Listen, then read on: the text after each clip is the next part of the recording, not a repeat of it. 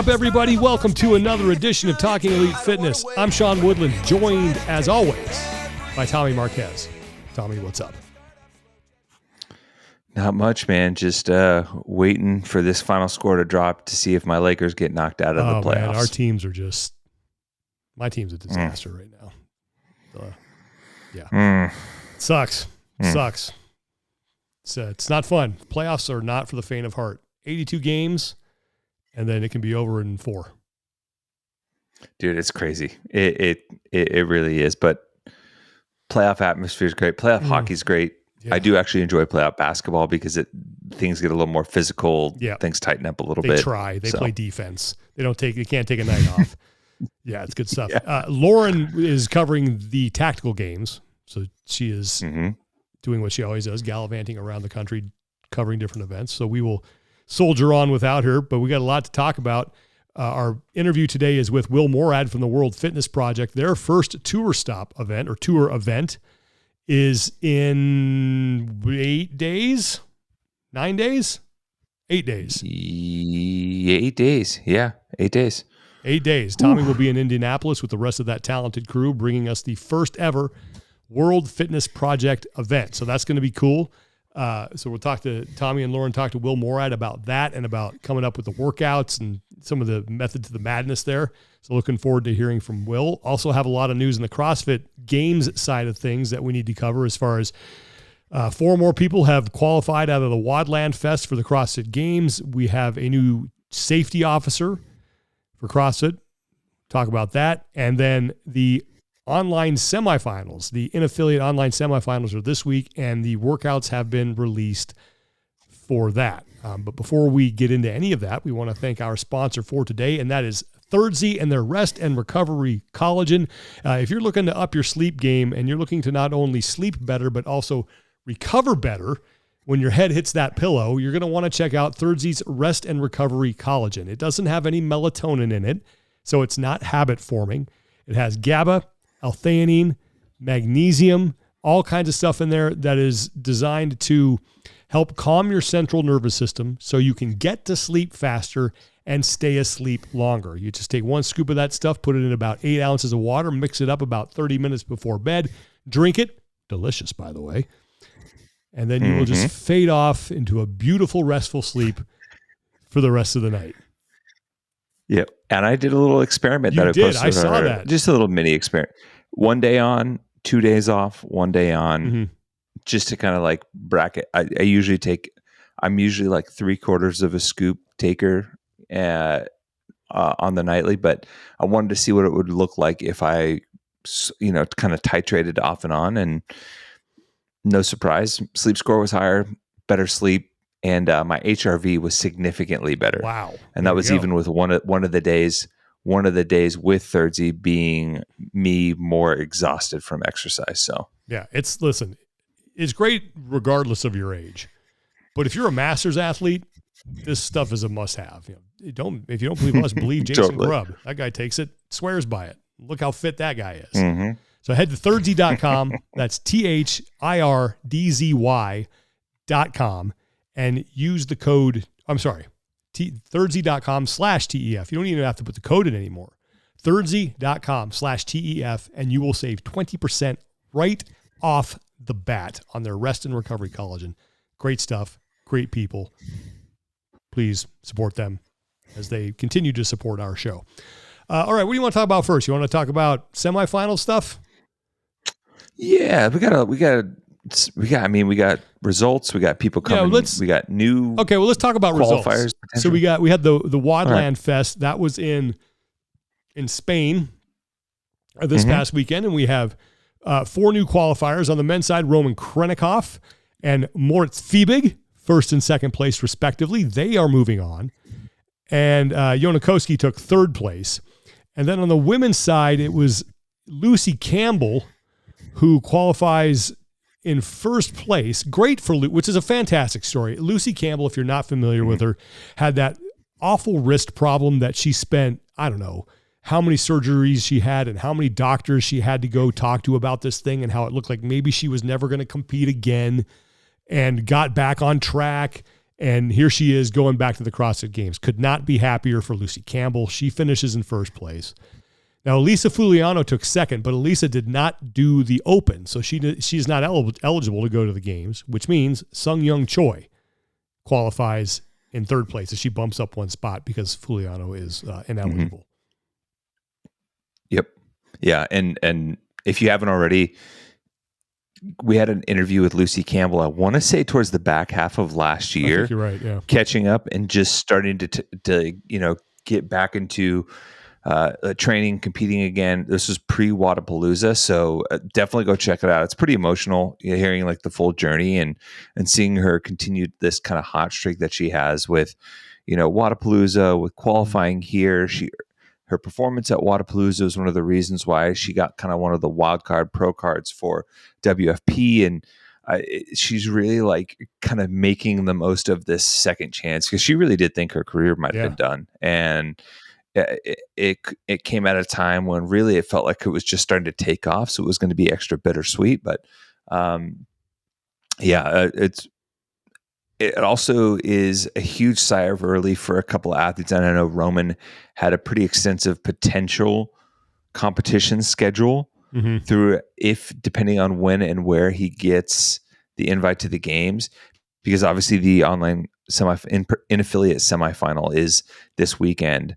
Doesn't have to worry about that. I think it's doesn't have to worry about that now, but also like this is the single biggest batch of qualifiers that's coming up. So to be able to knock that out right away and not have to subject yourself to the ambiguity of the online system has got to be a big relief. Yeah.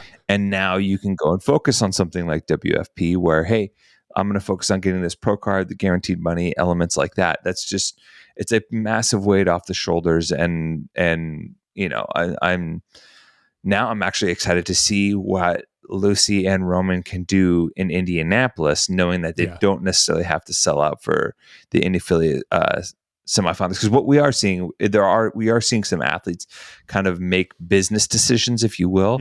If like some athletes at Wodland Fest, who I know are looking at competing at later events and or WFP, an event doesn't go right, and rather than scrap for points and crush yourself, hey, I'm going to pull back a little bit. I'm going to use these workouts as training sessions and maybe adjust a little bit. And it sounds weird because like in the NBA, it's, what is it? They call it like they do like a planned rest almost. And that's what kind of feels like a little bit where like you're not necessarily taking plays off, but you're maybe adjusting your energy expenditure based on where you are in the season and when and where you could potentially get your Games ticket and a good earning opportunity at WFP.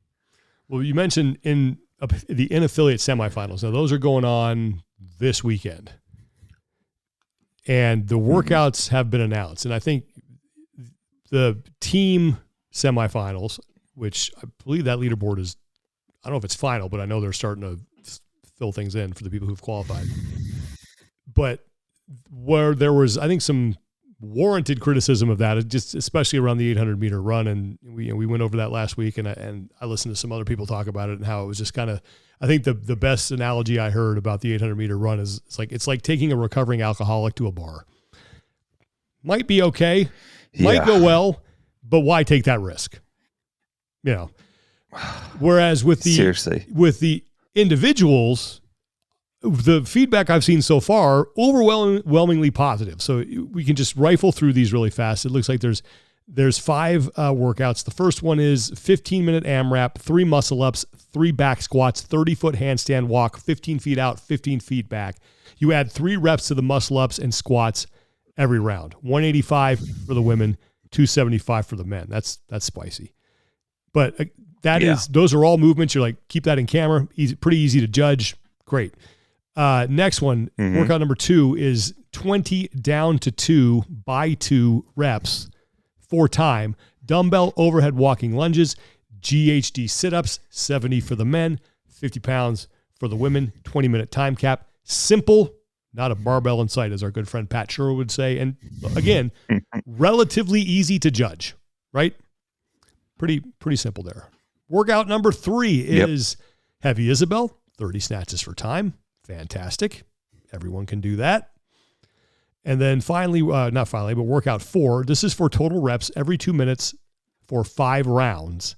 Complete 10 50-foot shuttle runs. Fine, I know people hate shuttle runs, but that's something you can easily measure out and do in an online qualifier.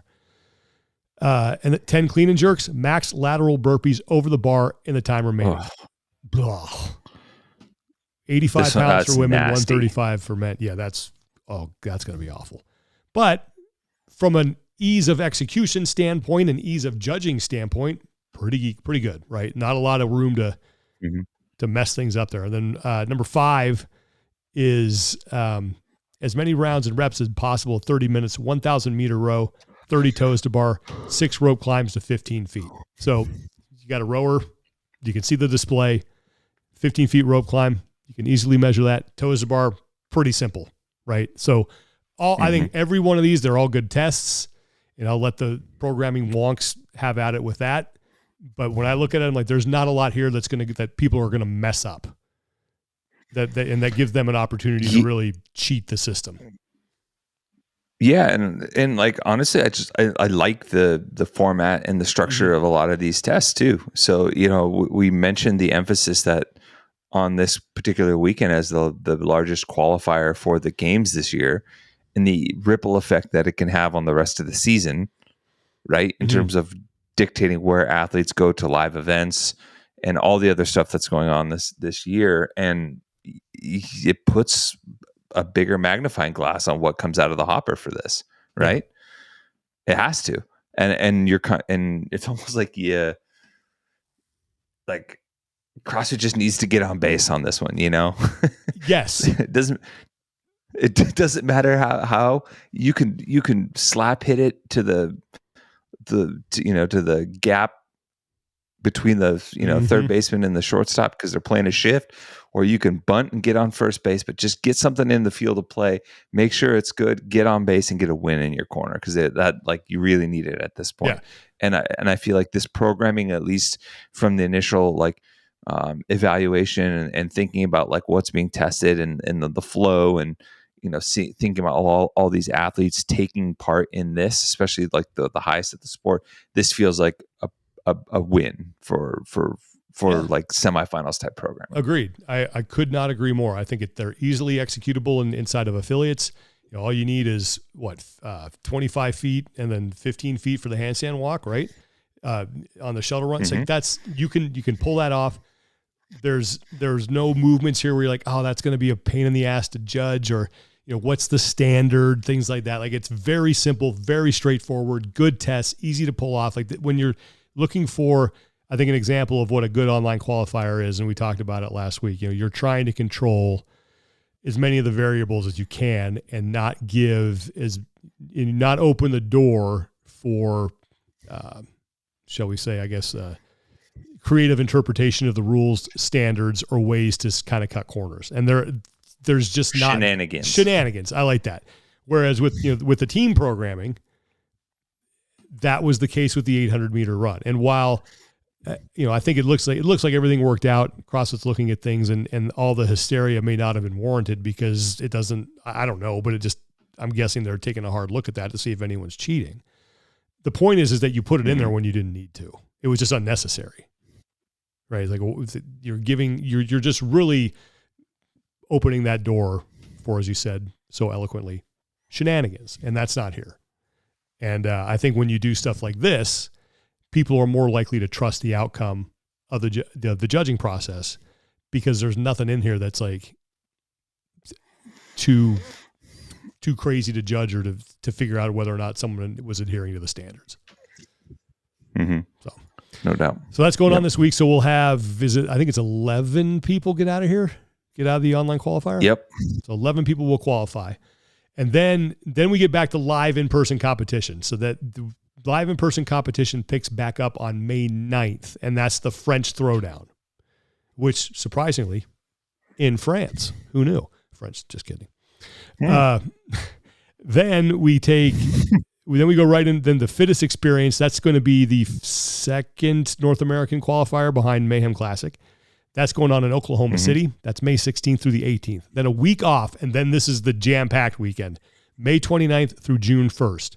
Rebel Renegade Games in South Africa, Far East Throwdown in Korea, Syndicate Crown going on in Knoxville, Tennessee. That's going to be a great event. Good friend Wilson Pack putting that on. Torium Pro, always fantastic as well. That's going on in Brisbane. So you have, 4 events in 4 continents? Africa, Korea, North America, Australia. That's pretty cool. Yep. And then we're going to close things out June 6th with the NorCal Classic.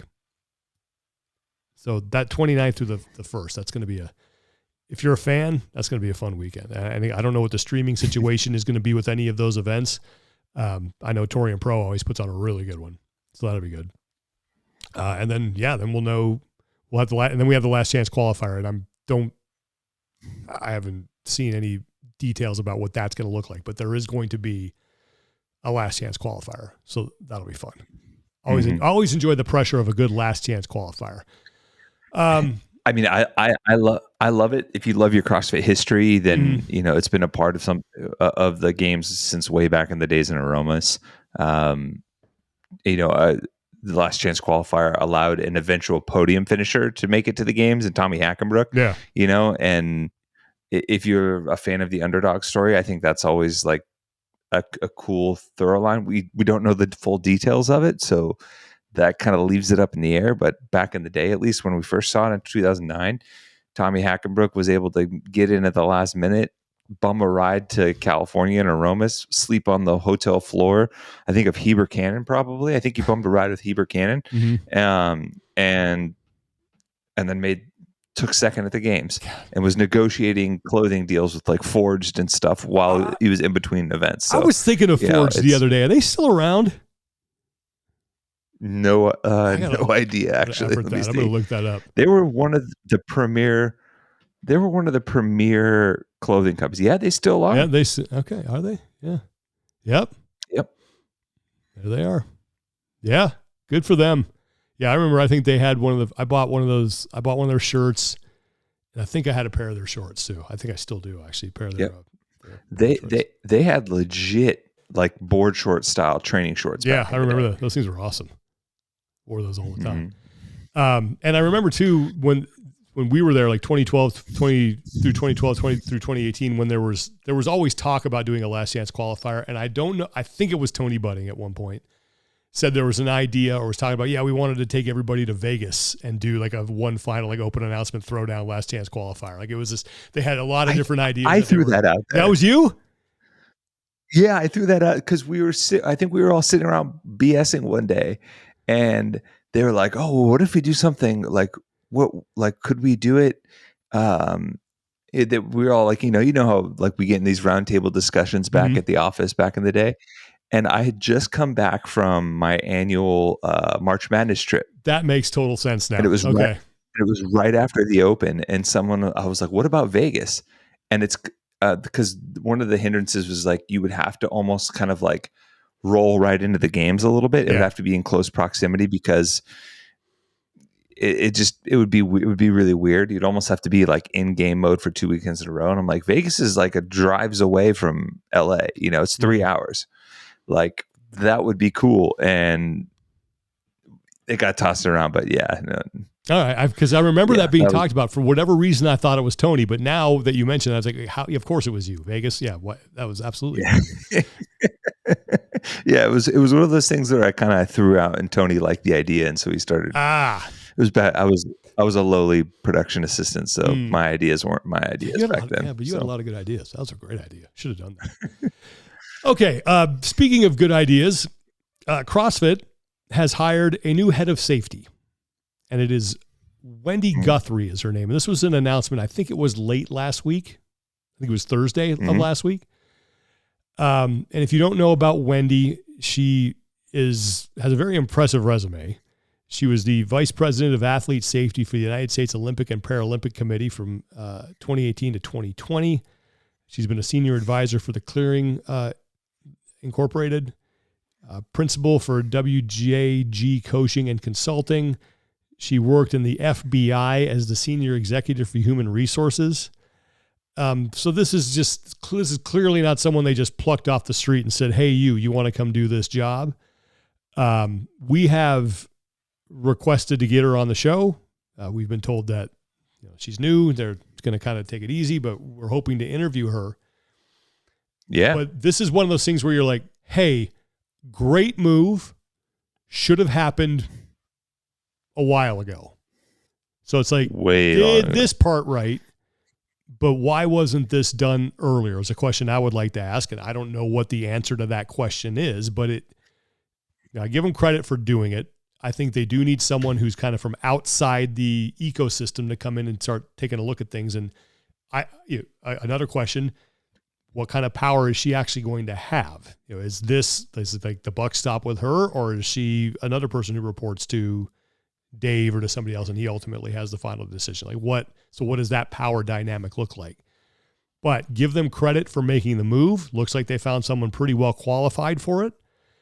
But I just don't know why this is happening now and didn't happen like first thing right out of the gates. Yeah, I mean,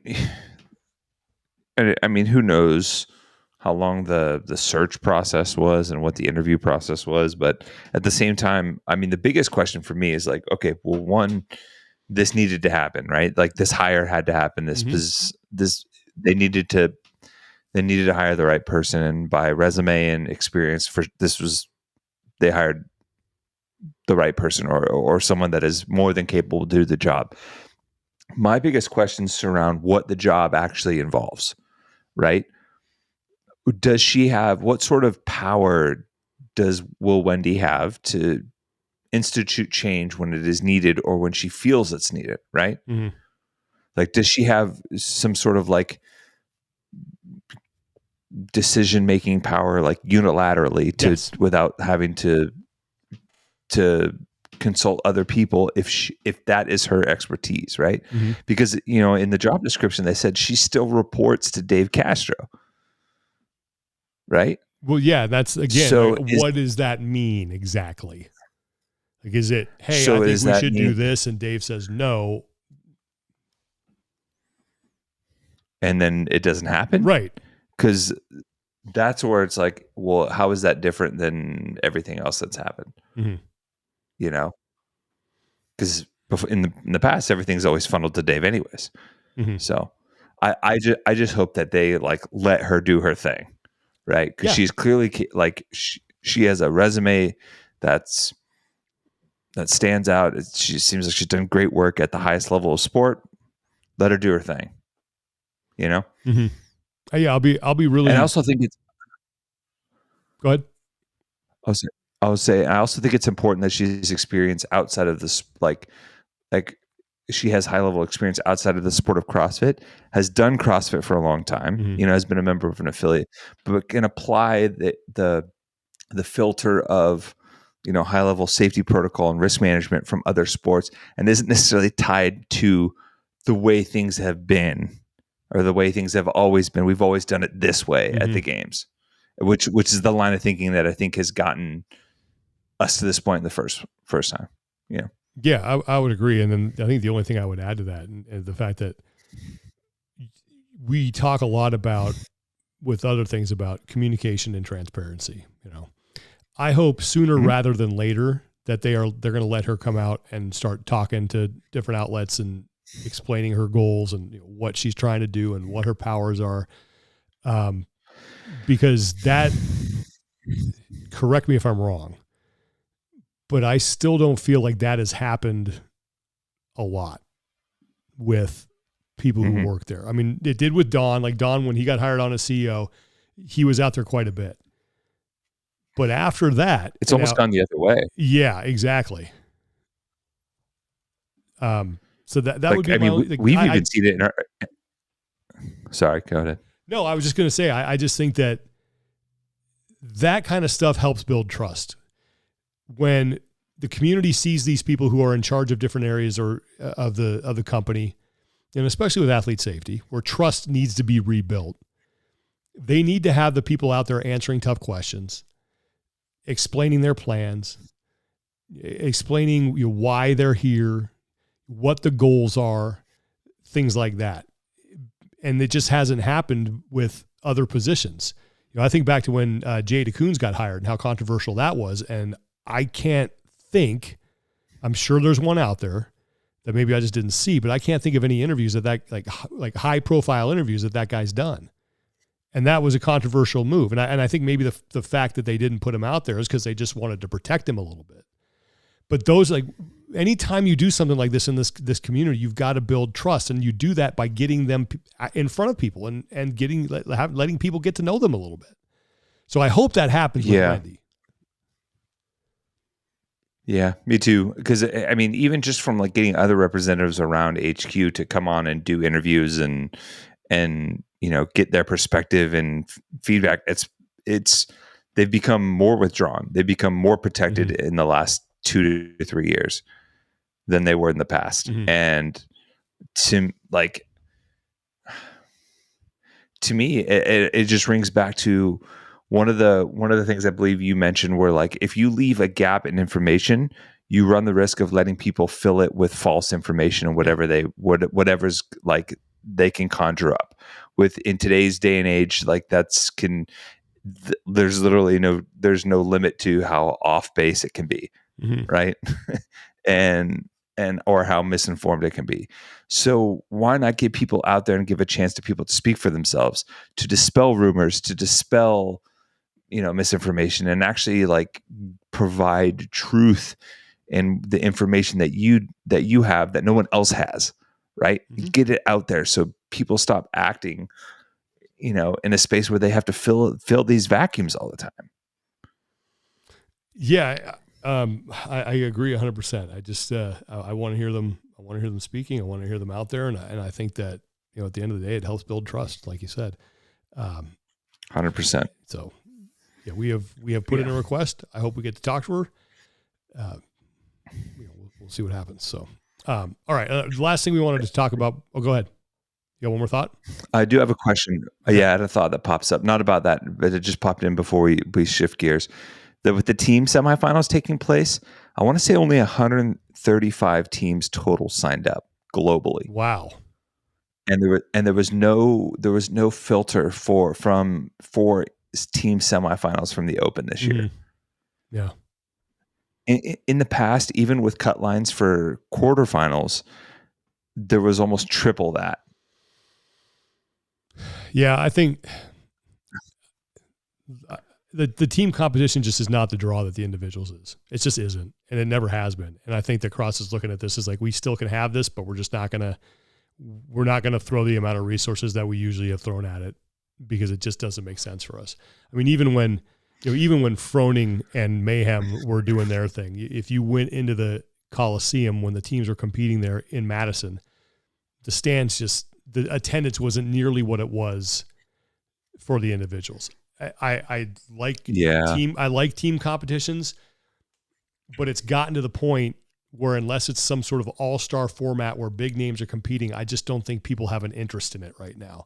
And it's why I think that tier cup thing has so many legs and so much life to it and so much potential, because you get all-star athletes in a team format. You mix it up with threes and pairs, and like that to me is the future of the team competition. I just think CrossFit looks at this and says, this is not where the eyeballs are going, and we're going to do it because I think they're doing it more because they feel like they have to, not because they want to.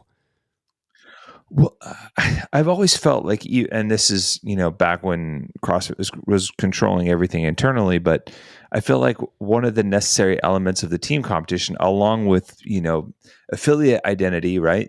You literally have people stepping out onto the floor with your affiliate's name, on their placard up on the rig, right? And so there's a tie there to a bigger radius of people in the community, but also like quadruple the amount of friends and family that are willing to show up to watch someone that they know compete.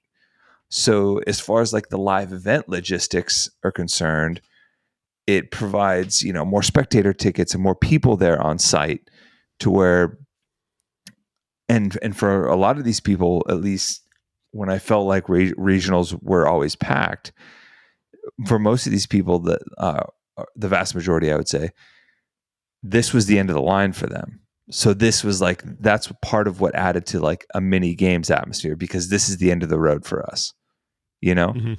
Like that's when regionals were at their best. It was like, oh, it felt like a mini games, and a lot of people treated it like their games in terms of like getting together with people, going out, making it a weekend.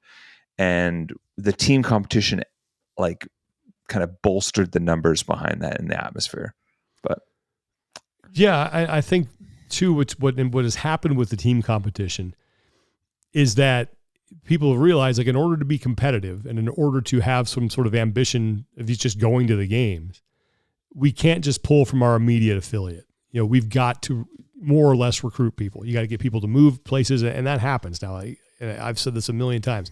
When they reinstituted all these rules about geography and having to live in a certain area and to be there for a certain amount of time, they didn't stop the problem. They just moved the ball back to the 50-yard line. It was still going to go that way because people were going to figure out how to all get in one place and put together competitive teams.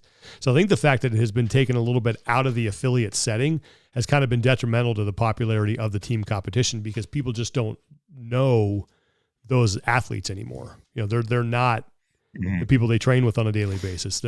They are part of the community, but they're probably doing different programming with their team on a daily basis, and it's just a different animal now. Yeah. We'll see. You know, we'll see what the team competition looks like this year. But and I'm talking about as far as like attendance and that kind of thing. Yeah, because I mean, it's different, right? Like the names at the top of the leaderboard, obviously, like, you know, Oslo Krieger is at the top, and no surprise there with like the depth and skill that they've been able to churn out. And I think they've also added Tola to that group.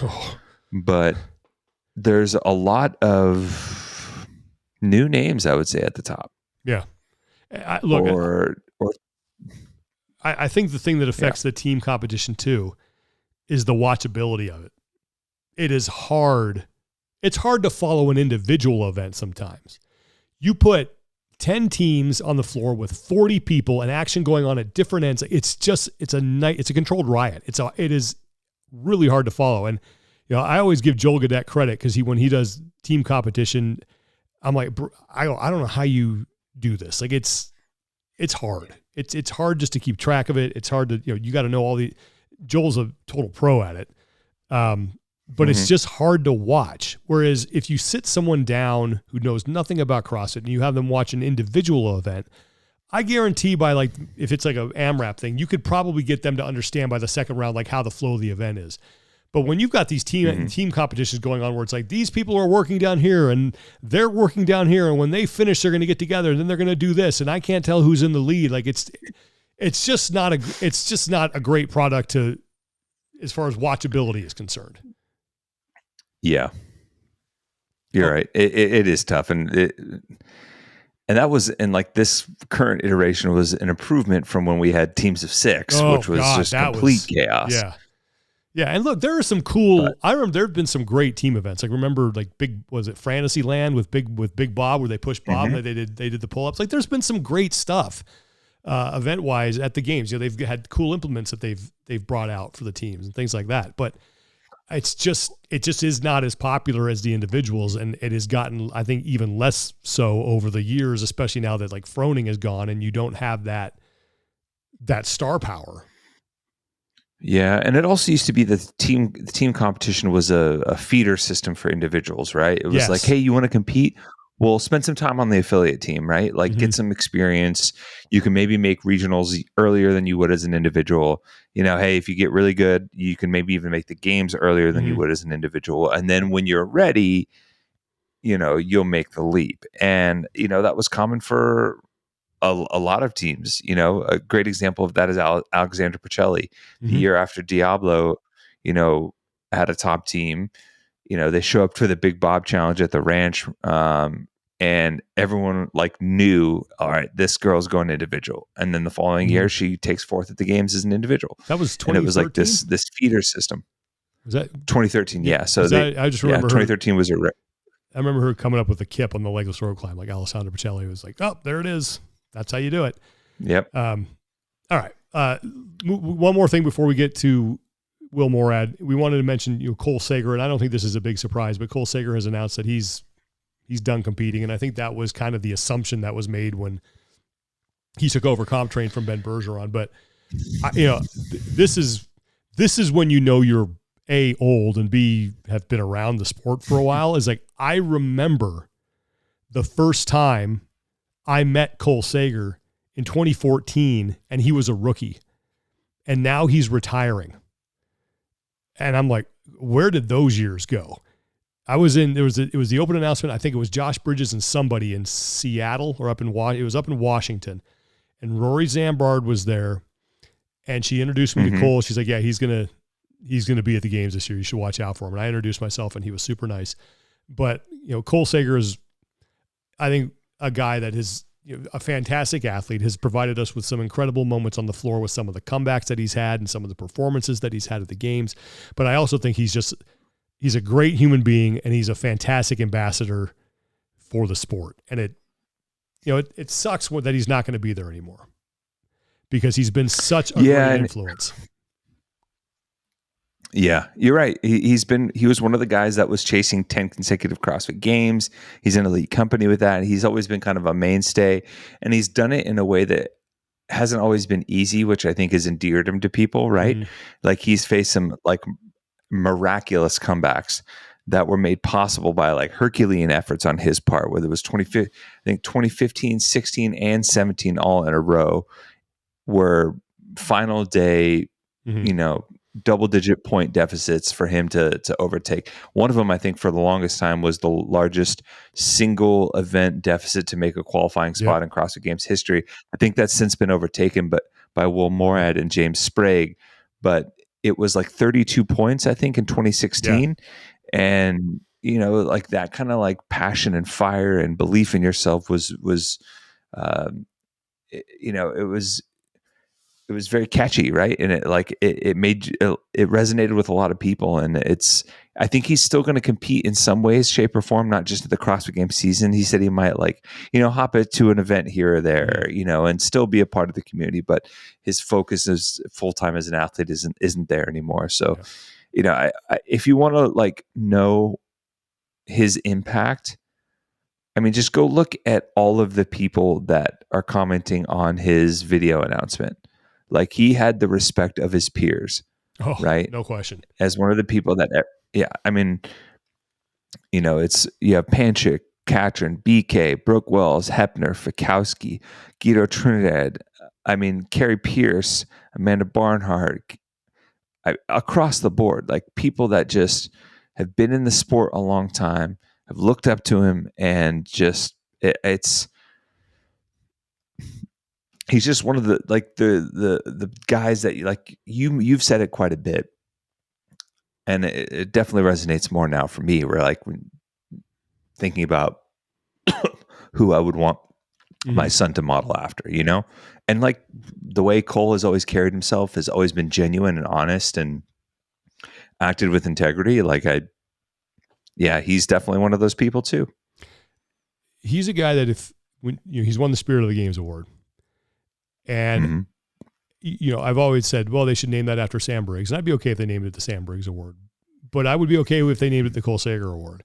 Because I feel like he is someone who, when you think about what it's meant, what that award means, like the kind of person that wins that award, I'd point right at Cole Sager and be like, that guy. Be him, and you're going to win the Spirit of the Games. Like he exemplifies and embodies all of the attributes that you want from somebody who wins the Spirit of the Games award. Yeah. So young athletes coming up, go get around Cole Sager, be like Cole, and you're going to have a hell of a career, and you're going to be a great person, and you're going to be better off for it. So congratulations, Cole, on a fantastic career. He, going to miss those. I just miss those days in general watching the regionals in the bullpen and watching Cole do his thing. And you wish you always wish that someone was there to tell you that, hey, these are the good old days. And he was a very big part of those memories that I have. So. And he is someone very much like Kristen Holta. I feel like got every ounce out of his, and then some of his makeup. Yeah. Mm-hmm.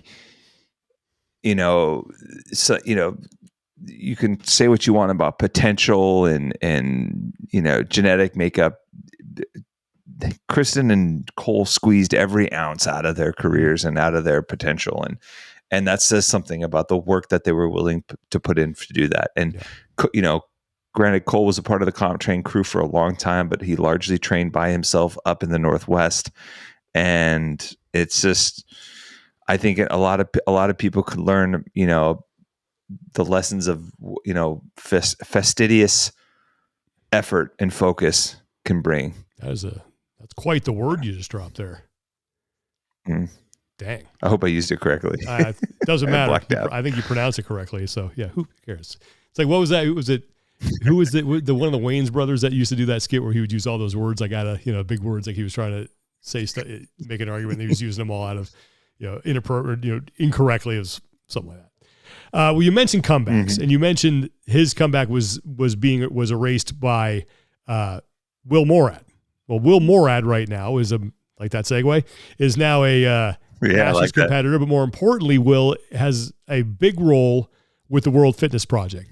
World Fitness Project's first tour event is coming up not this weekend, but the following weekend. That's in Indianapolis. Tommy Marquez will be there. He will be part of a very, I don't call it a jam-packed with talent broadcast crew. I mean, there's going to be no problem with the people in front of the camera.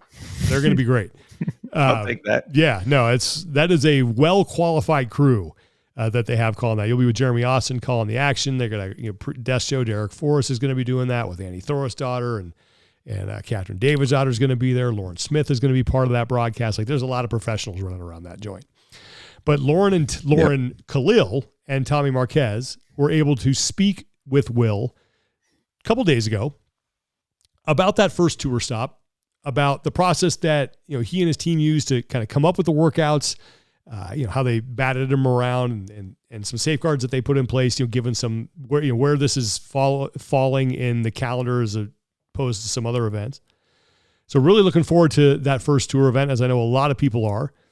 So without further ado, here is Tommy and Lauren's conversation with Will Morad from the World Fitness Project. We now welcome in our guest this week. I guess you'd call him the head honcho on the event side for the programming and all the good stuff that goes out on the competition floor. From the World Fitness Project, it's Will Morad. Will, how are you doing? I'm good, man. Thanks for having me on.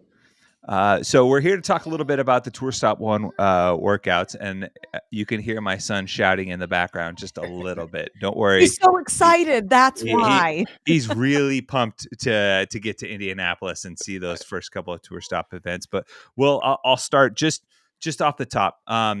What would you say was maybe some of your guiding principles in putting together the entire collection of Tour Stop 1 events?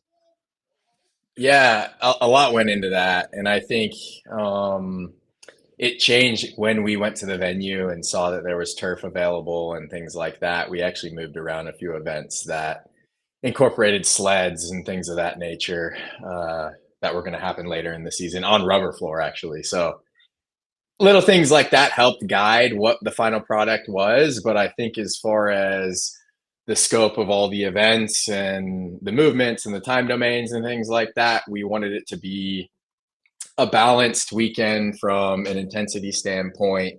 You know, different workouts demand different things of the athletes, whether it's, you know, a 24-minute time cap with the first event or the Echo Bike sled push, which is a sprint. So it was a pretty wide range of what we were going to put the athletes through. And then also a consideration was just proximity to other events and controlling volume and things like that. So it wasn't too much on the athletes because it is, you know, the first tour event of the season. What went into the testing? We know that you're obviously very, very fit. Even last year at the Masters Games, still a champ and fit. How many of these did you test? You know, what was that collaboration like from writing it on paper, doing the testing to finalizing them? Yeah, I did all of them, and I did every iteration of all of them. And Saxon hopped in on about half of them and then gave feedback and watched me do other ones and got, you know, splits and things like that that are necessary to hit the the time domains we were aiming for. So yeah, a lot went into it. It was good we did them with the girl weights, we did them with the guy weights, we did them with the challenger weights in both divisions. So many aspects went into program design, and me and Saxon had a whole lot of fun messing with different aspects of each event, changing a rep here or there, or changing a load here or there. We were pretty close to hitting the nail on the head on the first iteration of all of them. Wow. The one that we probably adjusted the most was the front squat, or the gymnastics complex front squat one. We had, and we can go through them all in order if you want, but yeah, that one had a few different iterations, with the gymnastics complex being a little bit different, and the barbell weight and reps also changing throughout the testing process. So it was pretty thorough, almost like too much. Like, hey man, you can't do these workouts every day. No one can do that, but A little overuse. yeah. I was like, all right, probably shouldn't just test events every day. Yeah. So you bring up that you tested, the girls' weights, the guys' weights, the pro and the challenger. Just right off the bat, why make the challenger weights not the same as the pro division? Yeah, so when we're building out a tour, just like many other sports, there's multiple events. There's majors, and then there's just other events on the pro tour that will allocate points towards the world ranking system. And we're not to the spot yet where we can have 10 events, 4 of them being majors, 6 of them being minors that also have points allocated towards the world ranking system, and then the qualification for a world championship. So to do that within the same building was a challenge that we had to kind of figure out. So really the challenger events are very similar to the pros, but it's a different competition on the weekend. They're on the same point structure, right? The 500 points for the champion of the pro division, and then I'd have to get it pulled up, but it's 200 or something, I believe, for the champion of the challenger division. But the athletes are competing against only the challenger division if they're in the challengers, and then the pros are competing against only the pros in the pro division on the weekend. So I think it wasn't necessarily like, oh, these athletes aren't capable. They're more than capable. A lot of these athletes are games veterans and rogue veterans and Wodapalooza, you name it. They're some of the best in the sport, but just for the nature of the tour, that's what we went with. And we wanted to have a little bit of change between the workouts. And from a logistics standpoint, we had a whole different set of workouts written, and it was like, that doesn't make sense from logistics of the weekend. Just strip the weights down a little bit, and it's easier for flow. Mm-hmm. Yeah, and is that ultimately what you're working towards? Because we've talked about it a little bit in the past, but also you mentioned it here, like creating that separation, because ultimately there could be more events and a separation in like the tiers of that, very much like to golf is, where you can all earn FedEx points, but certain events are signature events and earn more and have a slightly different field and a slightly different feel in the competition. Absolutely, that's something we're working towards. I think and that's a big project, and we've had discussions with a lot of events that are interested in being a part of that tier system, which would hopefully take away from some of the online stuff that's been happening. That's just not ideal for pro sport, or pro fitness in this sense. If the further we can get away from that and some of the ambiguity that comes with that, the better, because people want to be in live competition. And really, just from the community standpoint of it, we all kind of want to be together in person. So yeah, I think creating a system where the majors, the WFP events, are allocated this amount of points and this amount of prize money, and then the challenger series is allocated a little bit lower, a little bit less prize money, but they're all working towards a bid to accumulate, enough points to qualify for the world championships, is definitely a goal, and it's in the works. So yeah, we're constrained to having to do it in Phoenix, or in Indianapolis and Phoenix this year, but it's year 1, and the team's happy with how it went out, or how it's rolling out. So I think, it wasn't a slight on anybody in the challenger division at all, because ultimately, the points allocated to the challenger division, they're all competing against each other. So I think some people probably would want to compare themselves against the pros and things like that. And, we just didn't do it that way for this season. But I think moving forward, having a bigger web of competitions that feed into the same tour or league is the goal. All right. Well, Lauren, do you have something else? I'm going to pull up the workout so we can kind of go one by one. You can pull up the workouts, because I guess my first question with the workouts specifically, is there a one? I'm sure there is. Which one, rather, let me rephrase it. Which one are you most anticipating? What the turnout's going to be, whether it is a battle that you're anticipating between athletes, an upset, like what is that workout that you're thinking to yourself, I'm going to grab my slushie and my popcorn for this one? Right. Yeah. See, I mean, good question. We wrote them in a way that we hoped that all of them would create great races and that a lot of people have a fighting chance. I think transitions across majority of these workouts play a big factor, and urgency is going to be rewarded because not all of them, but a lot of them are fast paced, no real reason to slow down.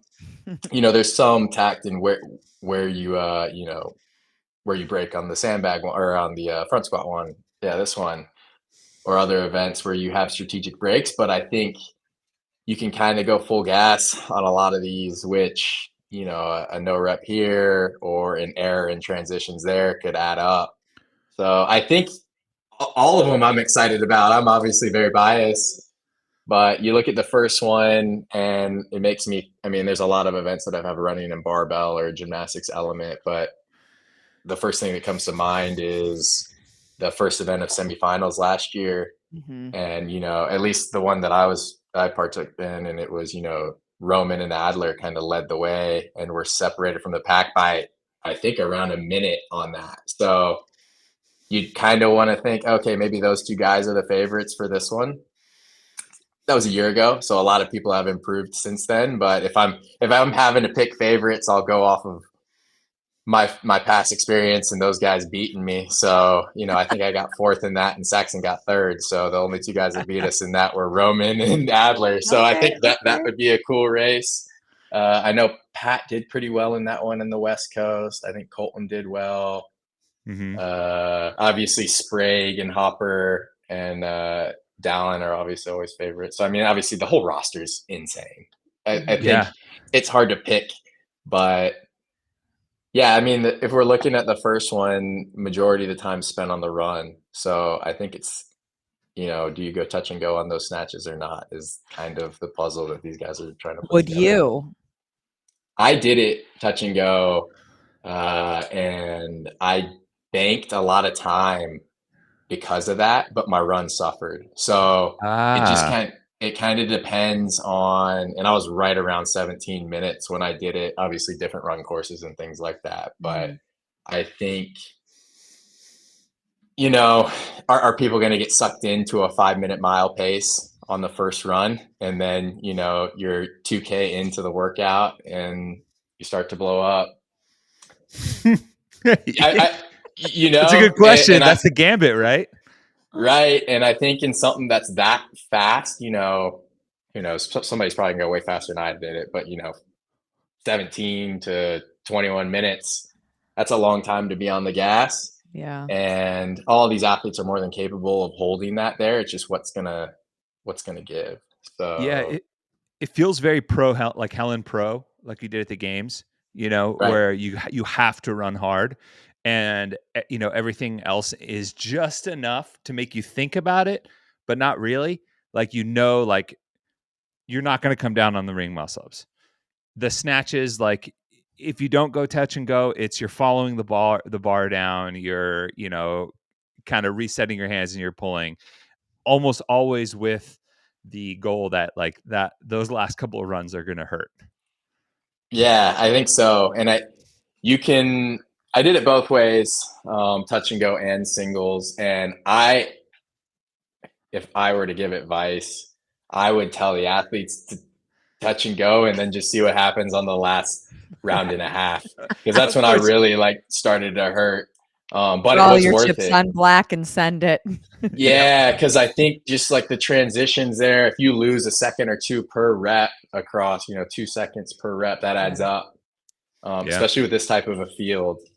So, and the running is so good now with these athletes, and that's kind of why we made it. We didn't make it squat snatches. We wanted people to like not worry about rolling their ankle in those big foam super shoes that everybody wears now, and just really be able to gun it. Yeah. So And, should be cool to watch. this is what you're going to set the tone with. This is going to be the very first test of the World Fitness Project Tour Stop. This is the first live event that's going to take place, and if you get if you get some people really selling their souls on this, then I think that's a nice way to set the tone with what's a little bit longer time cap relative to some of the other ones. Right. Let's move on to Pro 2. So you got the sandbag cleans, the GHD sit-ups, and the handstand walk. And you mentioned this a little bit before about the nature of some of these sprints. In testing, what was really the goal here? Because I think we all have shades of like sandbag clean finishers and sandbag events where like people are just wrecked by the end, and it can really kind of cause some carnage from people depending on where your midline is and where you're going to be able to knock out these gymnastics. Yeah, I think the descending rep scheme is cool with a heavier sandbag. I think the 200 sandbag is going to become more and more prevalent in the space. These guys and the 150, these guys and girls are just super strong now, and their efficiencies with odd objects are getting even better. Mm-hmm. So it was just another variable that we wanted to bring into the first event was a strongman element. So obviously the sandbag is a little bit heavy, but I think with the descending rep scheme, people will be able to keep a high pace in the cycle rate. We're gonna make them drop them between just to take away some of the ambiguity in like the finish position in a clean when it goes to a touch and go. So we took that out. And so they must drop and reset in between each one. Yeah, they'll have to drop it, which should people can still keep a high cadence, but it was more of a standards consideration than anything else. And then the GHDs, I don't think they probably won't feel them until that last set. And it's because of the speed. I don't think it's because of the volume. Because 90 GHDs for these men and women isn't really anything, but to do them in a workout where their diaphragm is going to be compressed for most of it, and when they're doing the GHDs, the cadence will be really high, will be challenging. So, and obviously the handstand walk just was more of a glorified transition, if nothing else. We had it originally with a pirouette in the middle and things like that, but they'll be handstand walking on the turf portion of our field and spray painting lines and things of that nature. It just didn't make sense to clutter up the floor from a visual standpoint. So we just said, you know what, let's just let them bite off bigger chunks of the handstand walk, 50 down, 50 back, and then right to the sandbag. So definitely, letting them express their ability to move an odd object at a heavy load was a factor, but really it's a high output workout. Probably 7 people are going to go faster than everything I say. So 7 to 8 minutes is probably kind of what I'm thinking.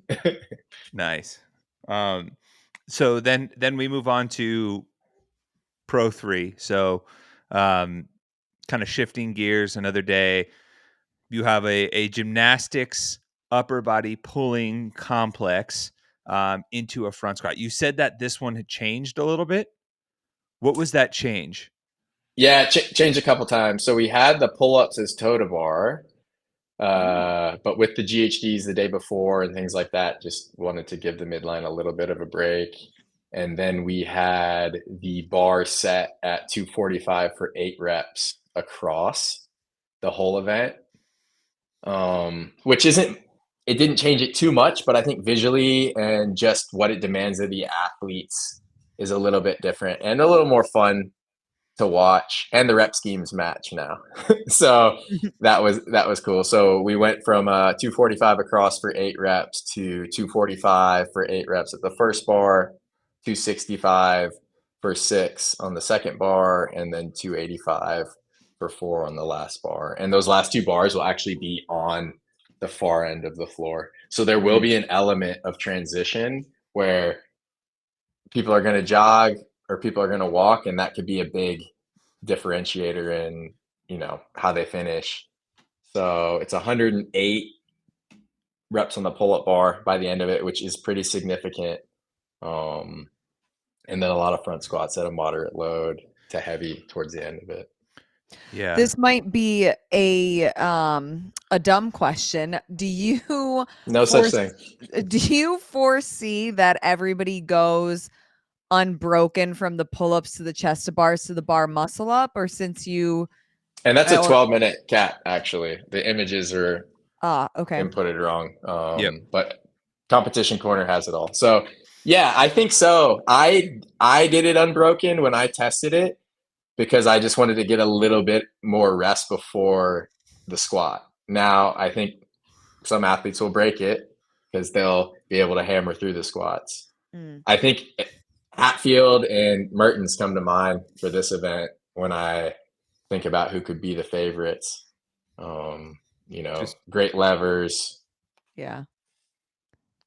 Because they're going to rip everything pretty much, and I think so. Yeah. That's gonna be fun. But kind of touching on this one specifically, and obviously for some of the other programmed events too. Call me a historian or whatever you will. I see shades of other programming elements, and I think it's fair to say that, over your career as an athlete or anyone that programs workouts, they'd like to pull elements of things they've experienced, they've seen, build upon that. Is any of that present so far? Because I see a pull-up complex, I think of 21-15-9 from the games, Rich's last year in 2014. That was your first year at the games. Wait, that was that year, right? Yeah, that was my first year. Yeah. I remember that. Is that something Very that you're well. like in the back of my mind, like, hey, I'm gonna pull from this?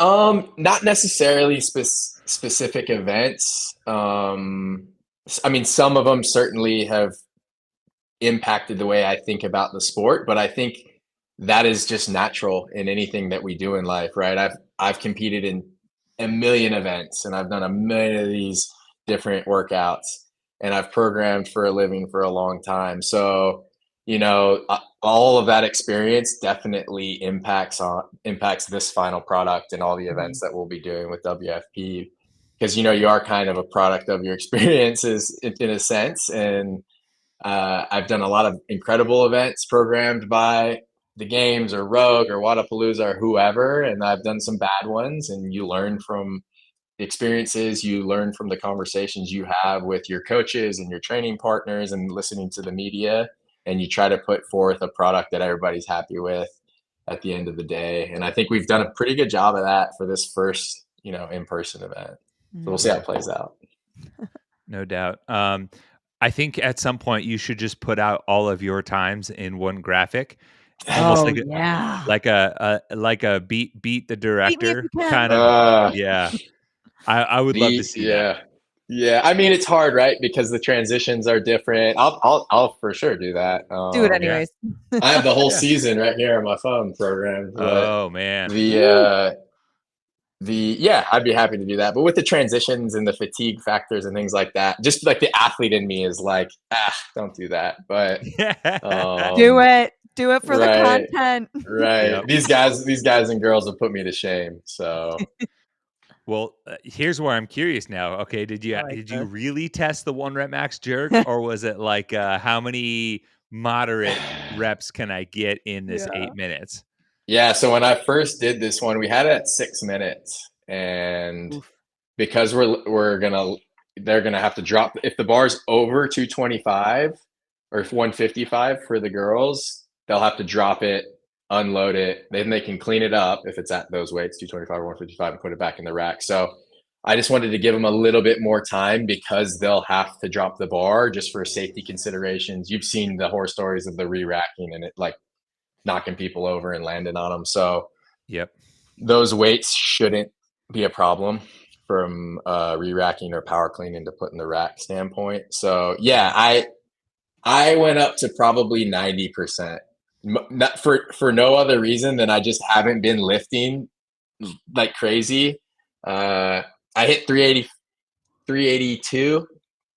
That was my question. I was like, well, what's 90%? Yeah, I gotta know. Yeah, I don't know if that's right. I mean, my max is 410, so we'll see. But that was back in the day when I was, really strong and stuff. I'm usually good to have it. Sax didn't do this one. He did the sled one. I can tell you what he did on the sled one, but he didn't do the lift. I don't know what Saxon would hit on this.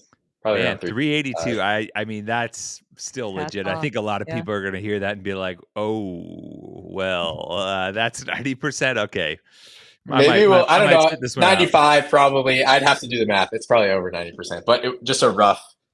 I wanted to get I wanted to feel what it did to my nervous system going into the bike. Which, if nothing else, I think it kind of like excites the nervous system to go at something that's going to be, all out. You almost want to try and out race that Echo Bike sled as much as you can because it'll catch up quick.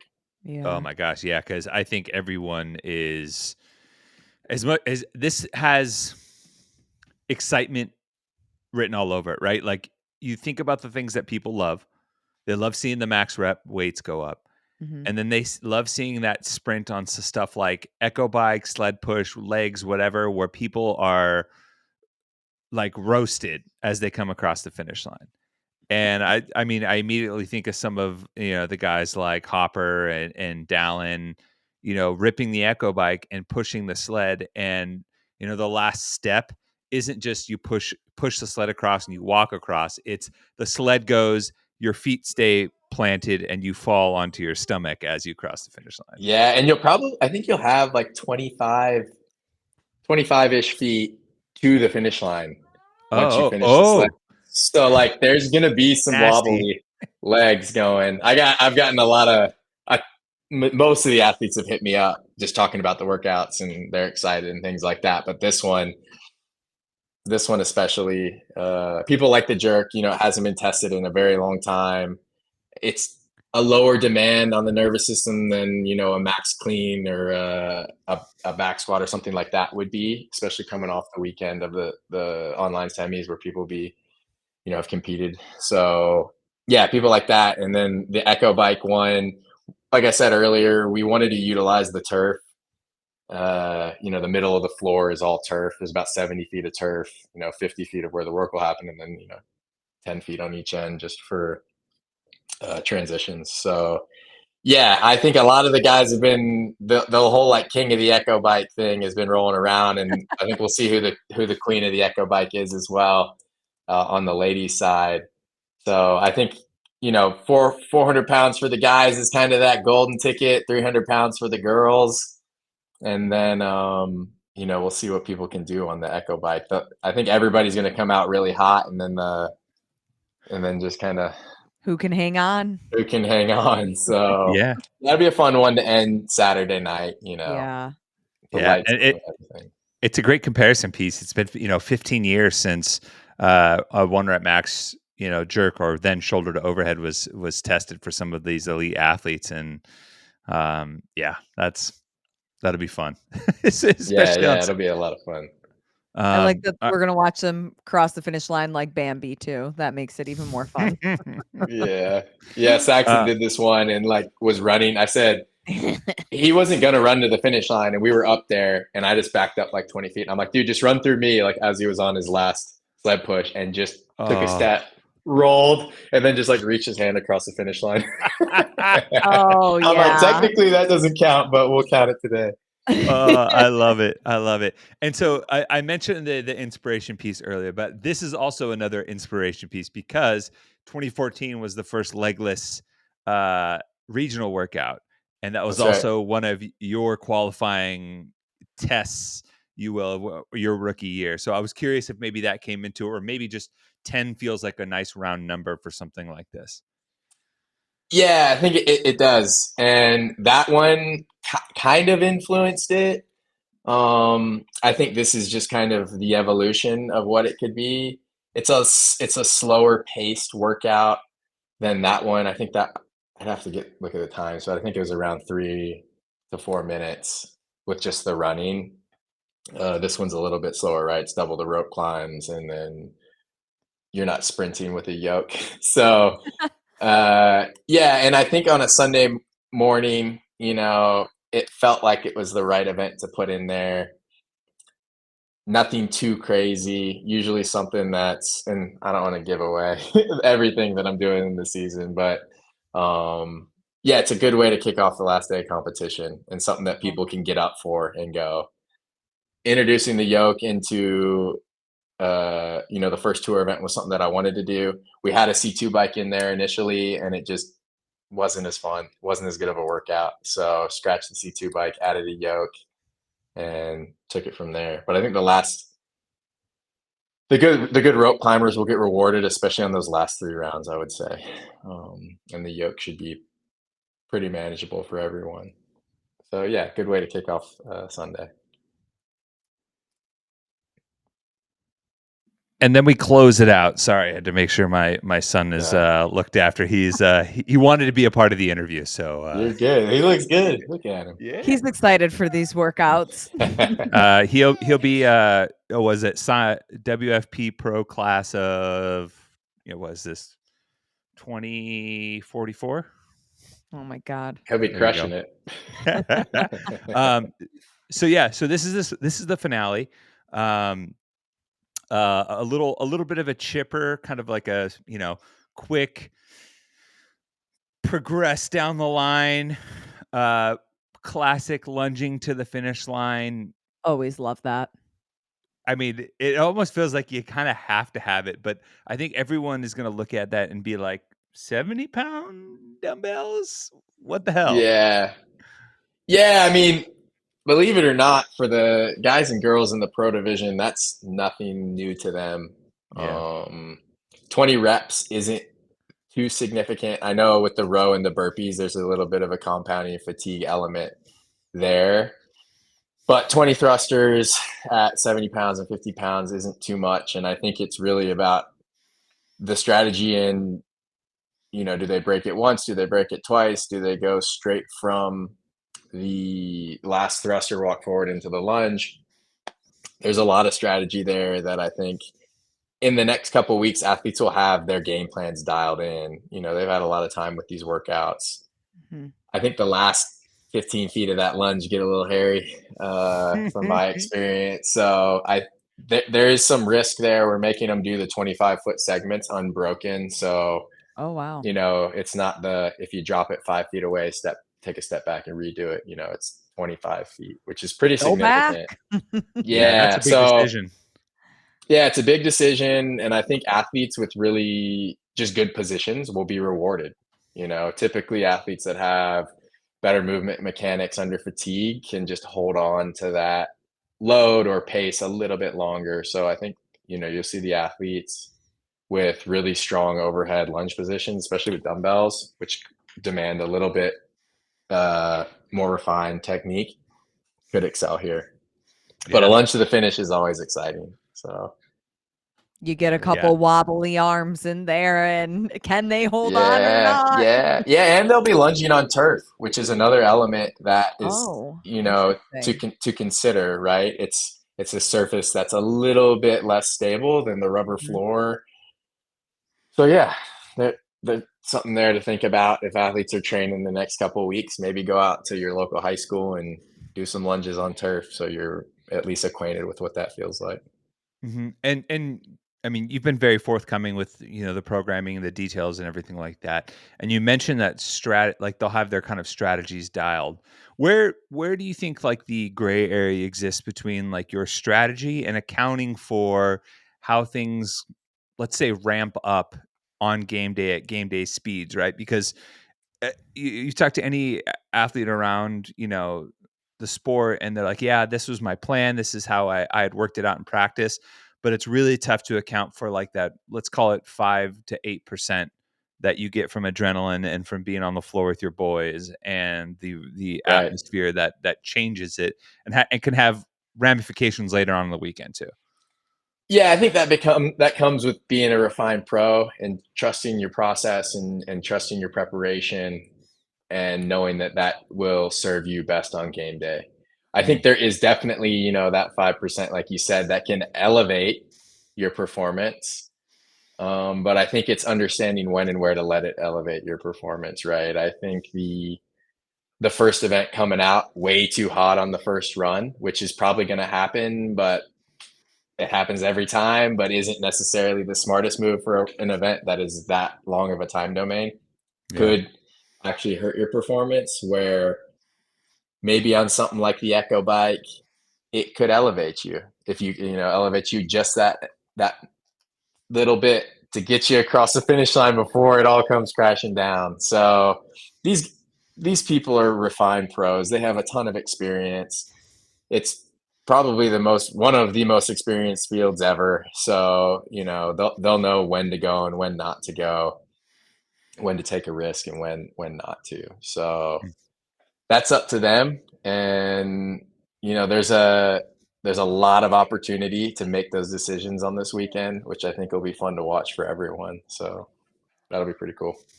When you look at the timeline of even putting out these workouts, this is, a little more than 3 weeks before they even get to the competition floor. Why make that decision? Do you want the athletes to test all of these and have a really refined game plan going in? Or what led to, releasing them early enough where they really could test all of these? Yeah, there's a couple factors. I think first and foremost, that the athletes having an idea what they're doing and understanding the flows and the standards is important. Just from being an athlete, that makes sense, to understand, to have the answers to the test before you go to the test, so you can study it and actually refine what you do on game day. Another element is just the coaches and making their jobs a little bit easier.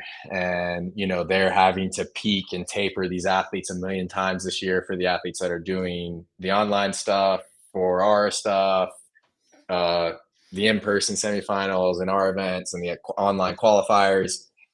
So letting them have a little bit more insight into what we're doing is going to help how they prepare their athletes. And a big part of these coaches' jobs is ensuring that their athletes are healthy, mentally and physically, and that they're prepared. And I think the more time that they have with the workouts that we're providing them, the better that they can do their jobs. Mm-hmm. So that is part of it. And then the final reason would be because of the other events and the proximity to all the events this year. If we can be if we can have our stuff out there so people understand at least part of what they're competing in this year, it's better. It gives them a little bit of peace of mind. So yeah. And I think in other sports, if I'm going to go run a marathon in Nashville, I'm going to know what the course is and stuff like that way ahead of time. So I know what I'm preparing for. So there's a lot of factors that I think led into us doing it this early, and we'll do it again for Mesa and then again for the finals. Mm-hmm. Yeah. If maybe this is less quantifiable, but if you had to pick like your programming style, I know everyone wants to say like, hey, well-rounded test, we uncover a lot of stuff, but certain people, they favor the barbell, or they like a little heavier, higher power output, or someone loves triplets and the classic like weightlifting monostructural gymnastics triplet. Is there something about you that you feel like captures your style as a programmer, the Will Morad, if you will? Right. Yeah. I don't know. I've had the privilege to work with a lot of the best coaches in the space and train with a lot of the best athletes in the space and be around for a really long time. So I think all of those experiences, learning from the coaches and their philosophies that I've worked with, learning from the athletes that I train with and their approach to different events, and just their general opinion about what specific workout, why they like specific workouts, all played a factor. It's funny, everybody like handstand push-ups, Will's going to win that workout, whatever. Everybody's like, dude, there's no handstand push-ups. And I'm like, well, I figured everybody train, or maybe I can at least trick you for now. But the handstand push-ups are coming, guys. I promise. All right. They're coming. We had them in the qualifier. But yeah, I think my style has been shaped and is continuing to be shaped just by the people I've been exposed to, and I've been privileged to be around some of the best in the space for a really long time. So, credit goes to all those people that have helped kind of inform these decisions. And then obviously the WFP team, who reins me in when I need to be reined in if I show them a workout that's a little bit too crazy or whatever. So there's some accountability internally as well. What are some of the craziest things that you've brought to the table and they're like, nah, Will, we can't do that yet? Yeah, that's what I want to know. Right. Well, we have a movement list that we put out, right? And all I am constrained. Yeah, I am constrained to what we put out at the beginning of the season. Some events for, I don't know, a couple of the qualifiers for the next qualifier, I got talked down a little bit. They might have been a little bit too advanced from a load standpoint. So I didn't change the events too much. I just made the weight a little bit lighter. But Jason, Saxon, everybody who's doing the qualifier for Mesa, you can thank them for making the weights a little bit lighter, which I'm sure we'll talk about down the road. That's in July. So First things first, Indy. Yep. First things first, Indy. And my son is about at it, so I'm gonna have to sign off here. Do your thing. Yep. But we really appreciate the time. Will, love chatting. It's an open door. I'm excited to be able to be part of the broadcast team in Indianapolis and see these play out in person. And I know a lot of people are excited for this, and we always appreciate the openness to talk programming. Yeah, of course. No, thanks for having me on. Great to catch up, Will. Thanks. Huge thanks to Will Morad for taking the time to talk with us about that first Tour Stop event. Really looking forward to checking that out. I think a lot, and like I said, I think a lot of people are very curious and very interested to see what that's going to look like. And I think it's what helps lend credibility to this is the fact that a guy like Will Morad, who has competed for, 11, 12 years in this sport,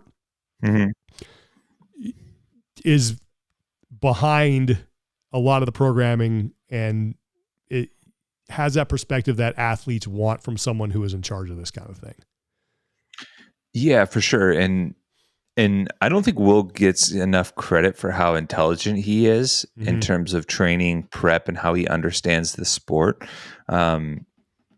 Especially because he had to take that little bit of a break because of that. His story is also fantastic. If you haven't already, you can go back and look up I wrote some old articles about, a misdiagnosed autoimmune disorder that ended his career prematurely, only for him to come back in a very big way, make top 10 at the games, and really kind of breathed new life into this career. And now he's a CrossFit Games champion in 35 to 39 division. But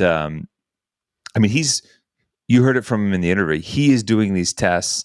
He wants to make sure he gets a hands-on approach to the stimulus that they're pushing for each one of these events. He's mindful of the other events that are happening as far as the season and what these athletes are doing, and knowing the ups and downs that the body experiences through these tests and through these weekends. I think it definitely lends the credibility that you mentioned, and I think there's just some cool elements to it as well. I mean, you can go to his Instagram handle and see him put, it looks like 370 plus overhead. So, and I believe he mentioned in the interview, if you want to beat, the guy who programmed it, as far as like some of the numbers that he's put up, you're gonna have to see 400 on the bar for some of these events for the max overhead. So. He's putting out some good tests, and I think it's going to be exciting with the in-affilliate programming test with this that's coming from World Fitness Project. I think we get to see some really cool performances from a lot of high athletes, and ultimately I think that's one of the benefits of World Fitness Project, and what people want is getting to see the highest level of athletes throw down. So. Yeah, no, I'm really looking forward to it. Like I said, I think a lot of people are too, to see what this thing looks like. So next week, Indianapolis, tour stop number 1 for the World Fitness Project. All right. We have any some cool stuff. Cool stuff. I was saying there's some cool stuff planned. Yeah, Awesome. yeah. I think the people dig the layout. So okay, cool. Well, all right. I'm looking forward to it, man. I'm definitely gonna tune in. We have any community support we need to get to? No, just a reminder, NorCal Classic needs the paid judges. Yes. Go check out Zach George's Instagram handle as he's brought out more info on the charity for 13 Days Fighting for his son. Just kind of quick updates on those two that we had mentioned before. So yeah, some good stuff. I got to look at my calendar. I might try to make it up to the NorCal Classic just because I can kill two birds with one stone there. I can go see my mom, say hi to, and then check out the competition too. So I was thinking about going up too, actually. We should talk about that. Yeah, we absolutely should. Okay, PRs, no reps. You got a no rep? I got a no rep. I got a no rep too. All right, my no rep is playing not to lose instead of playing to win. That's going to be my no rep because it has cost my team dearly in the Stanley Cup playoffs. Now, I don't want to take anything away from the two best players in the world, and Connor McDavid and Leon Draisaitl, but when you're just letting them turn the game into a shooting gallery because you think that you can protect a 2-goal lead, you are playing with fire instead of playing to win. I hate playing not to lose. It drives me nuts. And now my team's probably going to get eliminated for it. Well, they say the 2-goal lead is the most dangerous lead in sports. I don't know for why, hockey. But play to win. Dance with who brung you. All right? It's the playoffs, man. You don't back off. Yeah. You don't sit back. You don't let the two greatest players on the ice just fire away and hope that you think you're going to rope-a-dope them like they're going to get tired. That's they're like the quote South Park, if you're going to do that, you're going to have a bad time. And now you're snatching defeat from the jaws of victory. What's your no rep? My no rep was in the same line. I was going to no rep Connor McDavid and the Edmonton Oilers because they robbed us of what could have been the coolest sports story of the year. We could have had 4 games of trotting out 8 to 10 lovely elderly Korean women out onto the ice, pulling out their harmonicas and letting it rip. Come on. And well, maybe we'll have one more if that. The Kings find a way to force Game 7, but it's like I heard a great quote on the All the Kings Men podcast. It's like the difference between confidence and hope is what you watch or what you've observed. I hope they can win Game 7, but after what I watched in Game 6, I'm not very confident. So we'll see. If they force a Game 7, they need to pull out the entire Korean community center out there with harmonicas. They need to pull the full. I don't know how you can dress up a harmonica band performance more than you already, but maybe you pass out harmonicas into the crowd, but you gotta bring that place down. You gotta do something, man. It's just crazy. People should have, people should probably be losing jobs if they lose the series. All right. PR. I got a PR. I'm going to PR our good friend Mike Arsenault. I don't know if you follow Mike on Instagram. Mike is like one of the best sideline reporters that we've ever had at the CrossFit Games. Super talented guy, funny, super nice, does a fantastic job in I think what is the hardest role on any broadcast. Well, Mike recently tried his hand at stand-up comedy, and he posted some on his Instagram page, and you know what? He was pretty good. I was like, I can't imagine trying that, not only trying it, but then putting it out there for everybody to watch on Instagram. And I watched it, and Mike was good. Like, he was really good. The little bit that he posted, I was like, all right, man, you can do this. So PR to Mike Arsenault for trying something new and putting himself out there. Wow. Yeah. I did not have that on my bingo card ever. That's fantastic. Mike, he's a funny guy. Like, he's really good. So I'm not shocked that he did well in his first little foray into stand-up comedy. So good job, Mike. And I'm also going to PR CrossFit for just putting out a really good, I think, in-affiliate semifinal programming. I think those events are well suited. Like, they're going to get the job done. So those are my 2 PRs. Yeah. I got my first PR is mis amigos de Honduras down at D-Box Fitness. Mm-hmm. They are celebrating their anniversary of their affiliate by throwing a fitness festival, which is pretty cool. I had the chance to meet Doris from D-Box Fitness down at SoCal last year at Tier Wodapalooza SoCal. And so she kind of passed the info along, and on June 7th, they're throwing the D-Box Fitness Festival. So if you're in the area, if you're down in Honduras and you want to be a part of this like celebration of this gym having another year around the sun, go check it out. It's D, like D-Box, like the letter D, B-O-X, Fitness, HN on Instagram. They have all the details there. So shout out to all my friends in Honduras. Shout out to the D-Box Fitness crew. Congrats on making it through the year. And hope the festival is a blast and you get to celebrate properly. And my second PR is to my boy Laws Casper. Laws is a member of the community out in Utah. I met him through the Summit Games, formerly known as the Iron Games. Yeah. I've been able to break bread with Laws multiple times. He's a great human being, beautiful family. And I saw him PR his snatch at 265 the other day. Didn't know he had it like that. Damn. That's no joke. And he did it during class. So anytime you can hit a PR like that during class structure, that'll do. Legit. So yeah. Summit Games, wasn't that when you teamed? Nice, was it Laws. Mars and Heber you teamed with them and they put you in like the middle of the worm or something? Oh my gosh. So we were in a team of 3. Yeah. It was called the Iron Games then. Okay. It was before they changed names, but they kept putting me at the they put me at the front, right? Ooh. And then you see them, the photos you see, it's just me on the front half, and both of them are bunched up all the way at the tail. So I'm basically carrying the entire worm. And so finally I'm like, I need to go to the middle. So I go to the middle and they both like spread out again and dip down. And I'm I'm taller than both of them. So I feel it again. We do 1 rep. Heber goes, I can't do it. You got to go back to the front. And immediately pushes me back to the front. So I got screwed, but we competed in like the elite division there, and we had to do a swim event, and we didn't have swim trunks. We forgot them. And so we all just swam in our stance underwear. So, all right. Good times with the Buttery Bros. Good times. Okay. Well, that's going to do it for today.